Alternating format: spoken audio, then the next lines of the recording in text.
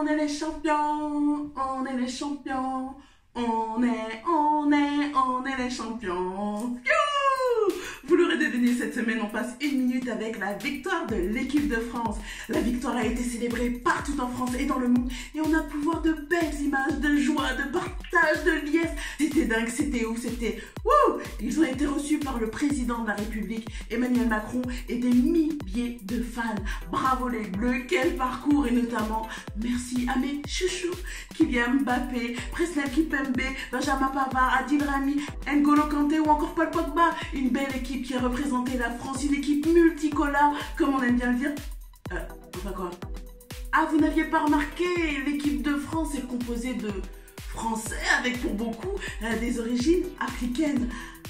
Ah mince, non, il fallait pas le dire apparemment. Je vous dis ça car après la liesse nationale, s'en est suivi une polémique sur le fait que des journalistes, des personnalités, des médias et même des présidents disent que c'est l'Afrique qui a gagné la Coupe du Monde. On a reproché à l'humoriste Trevor Noah, le présentateur du Daily Show aux États-Unis, son sketch à ce sujet. Il a même reçu une lettre de l'ambassadeur français aux États-Unis qui critique son sketch, soi-disant qu'il légitimerait l'idéologie qui affirme que la blanchité est la seule définition de l'identité française.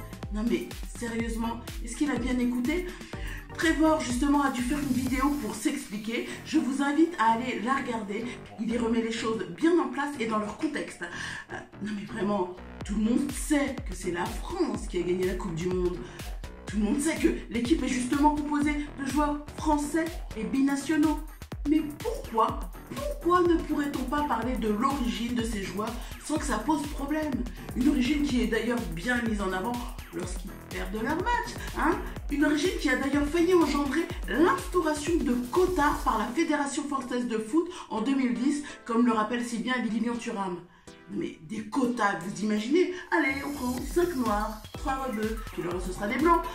Non mais alors moi je dis juste, célébrons la victoire, profitons de ces moments de joie, de liesse, de fête, mettons également en avant tout ce qui fait qu'aujourd'hui nous sommes français avec notre culture française, mais également avec tout ce que nos parents nous ont inculqué, qui viennent d'Afrique, des États-Unis, d'Asie. N'ayons pas honte de mettre ces différences en avant et surtout ne les effaçons pas. Merci de continuer à me suivre et on se donne rendez-vous la semaine prochaine pour une autre minute en ma compagnie. Et je remercie mon fils qui m'a prêté sa jolie petite médaille. À la semaine prochaine.